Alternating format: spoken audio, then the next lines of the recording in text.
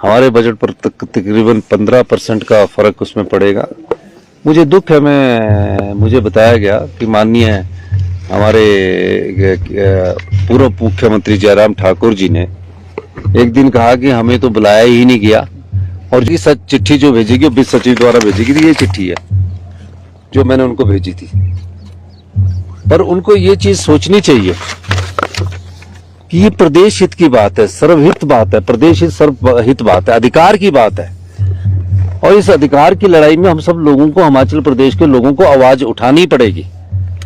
आप अपने अगर हमारे साथ नहीं जाना आप जाना चाहते तो सारे एमएलए लेके भारतीय जनता पार्टी और एमपी जाके प्रधानमंत्री मोदी से मांग करें कि आरडीजी एक अधिकार है और हिमाचल कभी भी रेवेन्यू सरप्लस स्टेट नहीं हो सकता है। लेकिन अगर हमें रेवेन्यू डेफिसिट ग्रांट नहीं मिल रही है और ये हमारे साथ हस्तेला व्यवहार किया जा रहा है। पर जयराम ठाकुर जी भाषण देने में व्यस्त है, कह रहे हैं कि कार्यकर्ता तो तैयार हो जाओ, जल्दी ही हमारी सरकार आने वाली है। वो अपना कुर्सी हित नहीं सोच पा रहे। यहाँ प्रदेश की कांग्रेस सरकार प्रदेश हित की लड़ाई लड़ रही है, वो कुर्सी हित की लड़ाई लड़ रही है। ये बड़ी शर्मनाक बात है। अगर वो कुर्सी हित के इतने चाहत है तो उनको जनता को ये जवाब देना चाहिए। 18-19 में जब जयराम ठाकुर जी मुख्यमंत्री बने तो किस प्रकार का वित्तीय कुप्रबंधन था। धूमल गुट के अनुराग ठाकुर जी ने कहा कि सरकार का वित्तीय कुप्रबंधन है, सरकार का नहीं था। ये जयराम गुट का जो सरकार थी उनका वित्तीय कुप्रबंधन था।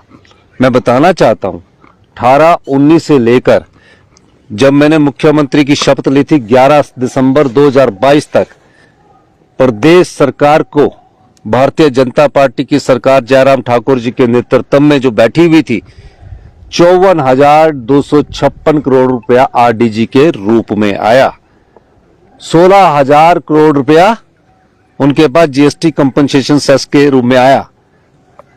और उस समय उन्होंने 6th पे कमीशन का सरकारी कर्मचारियों का 10,000 करोड़ का एरियर भी नहीं दिया और कर्जा भी कम नहीं किया। कुछ दिनों से जब से केंद्र सरकार ने बजट प्रस्तुत किया है, बहुत बड़ा चर्चा का विषय रेवेन्यू डेफिसिट ग्रांट बना है। और मैं तो देख रहा हूं कि मुख्यमंत्री तो इस प्रकार से व्यवहार कर रहे हैं कि न जाने क्या हो गया है। और खास तौर से एक तो सरकार उनकी व्यवस्थित नहीं चल रही है, संतुलन सरकार में नहीं बन पा रहा है। तो लगता है कि मुख्यमंत्री जी भी कुछ संतुलन खो गए हैं इन दिनों में। जिस तरह का उनका बोलने का तरीका, भाषा का प्रयोग, ये सचमुच में हैरानी वाली बातें हैं। रेवेन्यू डेफिसिट ग्रांट हिमाचल को ही बंद नहीं हुई, रेवेन्यू डेफिसिट ग्रांट 17 राज्यों को मिलती थी, सभी राज्यों को बंद हुई है। और दूसरी बात, मैं इस बात को बड़ा स्पष्ट करना चाहता हूं कि जब से रेवेन्यू डेफिसिट ग्रांट बंद करने का जो जिक्र बजट में आया है फाइनेंस कमीशन की रिकमेंडेशन के पश्चात, उसके पश्चात हिमाचल प्रदेश में अधिकारियों ने जो एक प्रेजेंटेशन की, और मैं विशेष तौर से कहना चाहूंगा जिस प्रेजेंटेशन के लिए मुझे भी मुख्यमंत्री जी कह रहे थे बुलाया था, लेकिन मुख्यमंत्री जी कब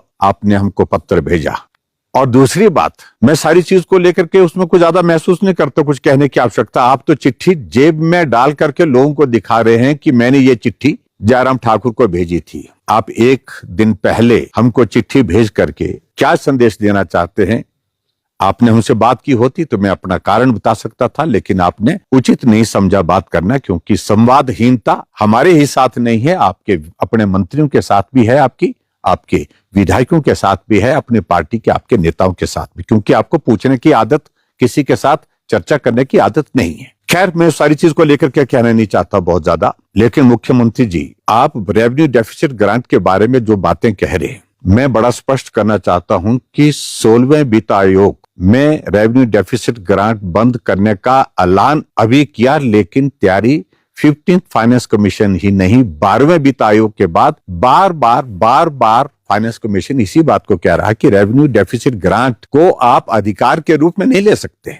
आपके लिए मदद है केंद्र की ओर से, लेकिन ये आपके इस तरह से नहीं कि आप इसको you can take it for granted, ऐसा नहीं संभव है। और फाइनेंशियल डिसिप्लिन मेंटेन करिए, बार बार कहा जा रहा था, लेकिन ये सच्चाई है कि हिमाचल प्रदेश में लंबे समय सत्ता रही कांग्रेस पार्टी की। अगर फाइनेंशियल डिसिप्लिन अगर बर्बाद हुआ है, तबाह हुआ है, हिमाचल अगर आर्थिक रूप से पटरी से उतरा है, तो उसमें बहुत बड़ा योगदान उन सरकारों का रहा है। मैं उस बारे में कोई बहुत ज्यादा इतिहास में ज्यादा जाना नहीं चाहता। क्या आपको याद है 30th फाइनेंस कमीशन जो 2010 से 2015 उसमें कितना पैसा मिला था रेवेन्यू डेफिसिट ग्रांट का? 7,800 करोड़ रुपीस ओनली।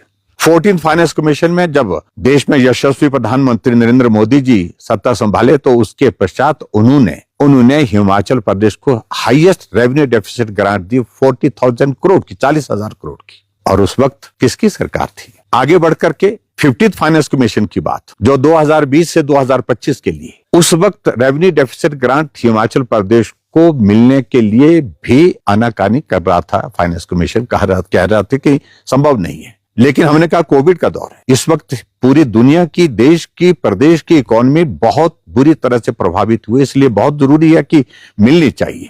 लेकिन उन्होंने एक शर्त के साथ रेवेन्यू डेफिसिट ग्रांट जारी की और उसमें कहा कि हम इसको टेपर डाउन करेंगे, यानी कि शुरू के साल में ज्यादा, दूसरे साल कम, तीसरे साल कम, चौथे साल कम और पांचवें साल और कम। लेकिन उसके बावजूद भी पूरे देश में सबसे ज्यादा रेवेन्यू डेफिसिट ग्रांट लेने में हम हिमाचल के लोग सफल हुए, हिमाचल की सरकार सफल हुई, क्योंकि हमने पक्ष प्रभावी ढंग से रखा था। आपने अपना पक्ष प्रभावी ढंग से नहीं रखा। दूसरी बात, आपने बहुत सारी बातें कही। आप पहले जवाब दीजिए कि कर्नाटका की सरकार आपकी है। देश में 3 सरकारें हैं, कर्नाटक है, हिमाचल है और तेलंगाना है। कर्नाटक जो सबसे बड़े राज्य की सरकार आपकी, जिन राज्यों में आपका शासन है, उस सरकार ने फाइनेंस कमीशन को रिप्रेजेंट किया, दिल्ली में लिख करके भी भेजा कि किसी भी सूरत में रेवेन्यू डेफिसिट ग्रांट किसी राज्य को नहीं मिलनी चाहिए, हम इसका विरोध करते हैं। उसके बारे में आपका क्या कह रहे हैं? क्या ये प्रेजेंटेशन आपने आज से पहले कभी सुनी नहीं थी? एक हफ्ता पहले आप जाकर के सूला विधानसभा क्षेत्र में कह रहे थे कि 1 अप्रैल के बाद, शायद ऐसा बोला था, कुछ बोला है कि यहां पर 1500 रुपए जो है सभी महिलाओं को दे दिए जाएंगे, क्योंकि वो आपकी गारंटी का पार्ट है। आप पूरे हिमाचल प्रदेश में एक बार नहीं सैकड़ों बार कह चुके हैं कि 2027 में हिमाचल प्रदेश आत्मनिर्भर राज्य बनेगा और 2032 में देश का सबसे समृद्ध राज्य हिमाचल प्रदेश बनेगा। ये भी आप बार बार कहते हैं। वो फॉर्मूला क्या है? उस फॉर्मूले को आज इस संकट की घड़ी में ये प्रदेश जानना चाहता है, और आज संकट की घड़ी में आप उसको लागू नहीं कर रहे हैं, तो कब लागू कर रहे हैं? कब उसका जिक्र करें? दूसरी बात, आपका फाइनेंस सेक्रेटरी प्रेजेंटेशन दे रहा है कि सब्सिडी सारी बंद करनी पड़ेगी, यानी कि बिजली पर, पानी पर, दूसरी जितनी चाहे राशन पर, ये सारी सब्सिडी बंद करनी पड़ेगी। मुफ्त का राशन बंद करना पड़ेगा। सिर्फ केंद्र सरकार का जो राशन जिनको मिलता है उनको ही उपलब्ध होना है। नौकरियों पर जो है प्रतिबंध, नौकरियों पर पूर्ण रूप से विराम लगाना पड़ेगा। ये भी आपके फाइनेंस सेक्रेटरी ने कहा। आपके फाइनेंस सेक्रेटरी ने ये भी कहा कि हमको टैक्सेस लगाने पड़ेंगे। बहुत सारी चीजों का उन्होंने जिक्र किया, और उसके बाद ये भी कहा कि विकास कार्य ठप करने पड़ेंगे, बंद करने पड़ेंगे, जो पिछले 3 साल से बंद पड़े हैं। और ऐसी सूरत में जब सब कुछ बंद करने के बाद भी आपके फाइनेंस सेक्रेटरी कहते हैं सब्सिडी बंद, ओल्ड एज पेंशन बंद, और जितनी भी हमारी हिमकेयर का जो पेमेंट वो जो ड्यू है वो बंद, हिमकेयर योजना बंद, सहारा योजना बंद, सारी योजनाएं बंद करने के बाद भी 7,000 करोड़ से ज्यादा का गैप रहेगा, उसको भी पूरा करना बोलता हमारे लिए कठिन है। ये आपके फाइनेंस सेक्रेटरी कह रहे हैं। और फिर आगे बढ़कर कहते हैं कि ओपीएस से हमको शिफ्ट होकर के जो है ये फाइनेंशियल लायबिलिटी जो है यूपीएस की तरफ करनी पड़ेगी। ये भी उन्होंने जिक्र किया। हम तो कुछ बोल ही नहीं रहे, हम तो सिर्फ सुन रहे। हमने तो सोशल मीडिया या मीडिया के माध्यम से वो प्रेजेंटेशन सुनी, आपने तो अपने सामने प्रस्तुत की। ऐसी सूरत में मुख्यमंत्री जी बार बार इस तरह के अनाप शनाप बयानबाजी करना, हम विपक्ष में हैं। मैं अपने संगठन की पार्टी की बैठक में जाकर के कार्यकर्ताओं को तैयार होने के लिए बोलता हूं, तो उसकी परमिशन मुझे आपसे लेने की आवश्यकता नहीं है। हमारा संगठन आने वाले समय में चुनौतियों के लिए, जो पार्टी के सामने चुनौतियां, उनके लिए तैयारी करने की बात कह रहे हैं। और उसमें चुनाव भी आता है। चुनाव अब हो, तब हो, जब हो। हम कहां कह रहे हैं? आप तो बहुमत में हैं। आप सरकार चलाने की स्थिति में बहुमत होने के बावजूद नहीं हो पा रहे, क्योंकि आपके साथी नाराज हैं, आपके मंत्री नाराज हैं, और आप इस प्रकार से हिमाचल प्रदेश में जो अर्थव्यवस्था को तबाह करने के लिए एक नहीं अनेकों चीजें कर चुके हैं। विकास कार्य ठप हैं, तो वजह क्या है? और हमसे आप पूछ रहे हैं कि 37,200 करोड़ रुपए की रेवेन्यू डेफिसिट ग्रांट पिछले 16वें वित्त आयोग में मिली, तो क्या किया? मैं आपको बताना चाहता हूं, हमने जनहित की योजना शुरू की। हमने गृहिणी सुविधा योजना हिमाचल प्रदेश में, हमने हिमाचल प्रदेश में सहारा योजना चलाई, हमने हिम केयर चलाई, मुख्यमंत्री स्वावलंबन योजना चलाई, हमने हिमाचल प्रदेश में शगुन योजना चलाई, हमने जनमन चलाई। आपने सारी की सारी बंद की, लेकिन सब बंद करने के बावजूद आखिरकार ये पैसा आप कहां खर्च रहे हैं? जो हिमाचल प्रदेश का जो बजट का पैसा, आप तो विधायक निधि को भी देने की स्थिति में नहीं हो पाए। आप विधायक निधि के साथ साथ में जो ऐच्छिक निधि मिलती है विधायकों को, उसको भी आप बंद करने में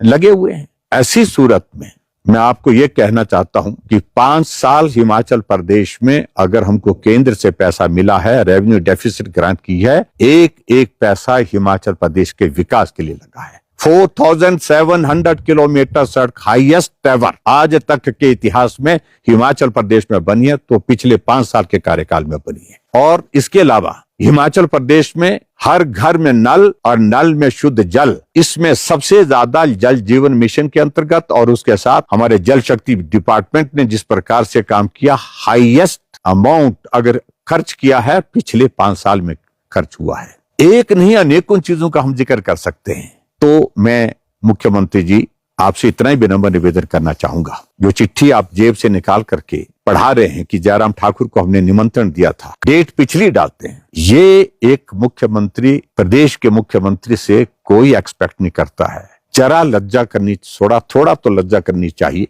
झूठ बोलने में, गुमराह करने के लिए। मैं यही कहूंगा कि जो बार बार आप शब्दों का चयन करें कि शर्म आनी चाहिए, किसे शर्म आनी चाहिए, मैं ये शब्द आपके लिए भी नहीं बोल रहा हूं, लेकिन पूरा प्रदेश आज के इस दौर में जिस तरह के हालात में से गुजर रहा है, आज बुजुर्ग पूछ रहा है कि हमें क्या आने वाले समय में पेंशन मिलेगी, कर्मचारी पूछ रहा है कि क्या आने वाले समय में हमको सैलरी मिलेगी, गांव में रहने वाला आदमी पूछ रहा है कि हमको क्या पानी मिलेगा पीने के लिए, क्या हमको सड़क मिल पाएगी जिसका लाभ हम अभी तक भी नहीं ले पाए हैं। पेंशन वाला जो कर्मचारी रिटायर हुआ है, जो पेंशन लेता है, वो बोल रहा है कि क्या हमको पेंशन मिलेगी। तो ऐसी स्थिति आपने जो पैदा की है हिमाचल प्रदेश के लिए, इसके लिए मेहरबानी करके इसके लिए आप ना तो केंद्र सरकार को दोषी ठहराइए और ना ही प्रदेश की पूर्व सरकारों को दोषी ठहराइए। इसलिए तथ्य पर बोलिए, जो हकीकत है, सच्चाई है, उसको लोगों के सामने रखने की कोशिश करिए। इस तरह से गुमराह करके आप प्रदेश की जनता से जो झूठ बोल करके अपना जो है वो बचाव करने की कोशिश कर रहे हैं और दूसरे के सिर पर ठीकरा फोड़ने की कोशिश कर रहे हैं, ये स्वीकार्य नहीं है। आप जिम्मेवारी से मुक्त नहीं हो सकते हैं। योद्धा आप ही नहीं हैं, बहुत सारे हैं। गलतफहमी में मत रहिए। और मैं ये भी कहना चाह रहा हूं कि कोई भी आदमी, संघर्ष की अपनी अपनी कहानी होती है, आपकी कहानी अलग होगी, लेकिन हम भी संघर्ष करके यहां पर पहुंचे हैं। और इसलिए किसी को अगर आप सम्मान नहीं दे सकते हैं, अपमान भी मत करिए। ये मैं मुख्यमंत्री जी को कहना चाहता हूं। बहुत बहुत धन्यवाद।